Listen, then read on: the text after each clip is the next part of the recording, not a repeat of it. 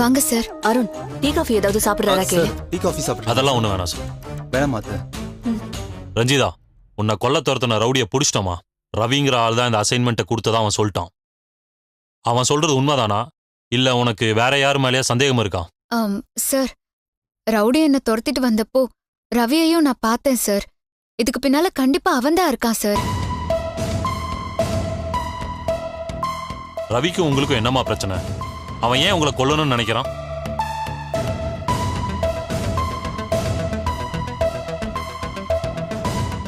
என்ன யோசனை ரஞ்சிதா? பிரச்சனை இவ்ளோ தூரம் வந்ததுக்கு அப்புறமா நம்ம அமைதியா இருக்க கூடாது. உனக்கு தெரிஞ்ச எல்லா விஷயத்தையும் சொல்லிடு.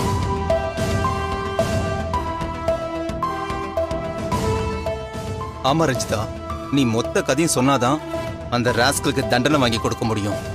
என்னெல்லாம் நடந்ததோ அதை அப்படியே சொல்லு, எதையுமே மறைக்காத. ரஞ்சிதா, இன்னும் என்ன யோசிக்கிற? சொல்லு. இல்ல அண்ணி, அது நம்ம வீட்டு பொண்ணுங்களையும் தேவையில்லாம இழுத்து விடுற மாதிரி ஆயிடுமோன்னு கொஞ்சம் சங்கடமா இருக்கு. அந்த ராஸ்கலோட இருக்கிற பழக்கம் தான் சித்ராவுக்கு இருக்கிற பெரிய பிரச்சனை. அவளை அவன்கிட்ட இருந்து மீட்கணும். அதுக்கு இதுதான் ஒரே வழி. நீ அத பத்தியெல்லாம் யோசிக்காம எல்லாத்தையும் சொல்லு ரஞ்சிதா.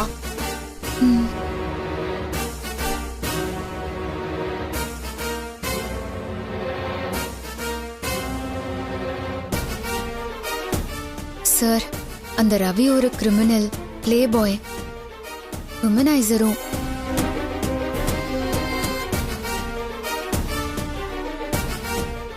அவன் கிட்ட இருக்கிற பணம் வசதியெல்லாம் யூஸ் பண்ணி பொண்ணுங்க வாழ்க்கைய சீரழிச்சிட்டு இருக்கான் சார். என் ஃப்ரெண்டு சுதாதா முதல்ல அவன் கூட பழக ஆரம்பிச்சா. கான்ஸ்டபிள், எல்லாத்தையும் நோட் பண்ணிக்கோங்க.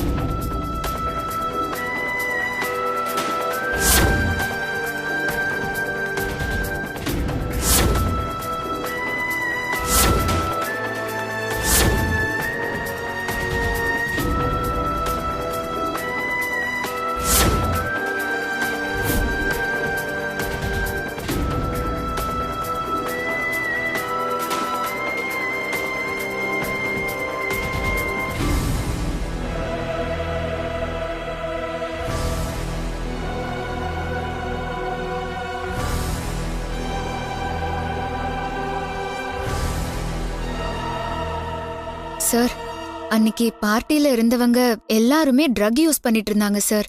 போலீஸ்ல கம்ப்ளைண்ட் பண்றோம்னு சொன்னதும் எல்லாரும் தப்பிச்சு ஓடிட்டாங்க. ட்ரக் சப்ளை பண்ற கும்பலோடையும் அந்த ரவிக்கு லிங்க் இருக்குன்னு நினைக்கிறேன் சார்.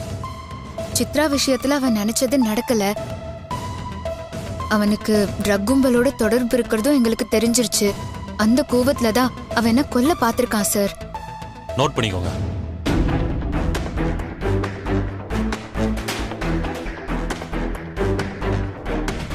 சார், ரவி மாதிரியான கிரிமினல்ஸ்லாம் வெளியே நடமாடவே விடக்கூடாது சார். அவனை தயவு செஞ்சு சீக்கிரமா அரெஸ்ட் பண்ணி உள்ள போட்டுருங்க சார். நீங்க செய்யற பெரிய உதவியா இருக்கும். அவன் ஜெயில இருந்தாதான் பொண்ணுங்க நிம்மதியாவே நடமாட முடியும்.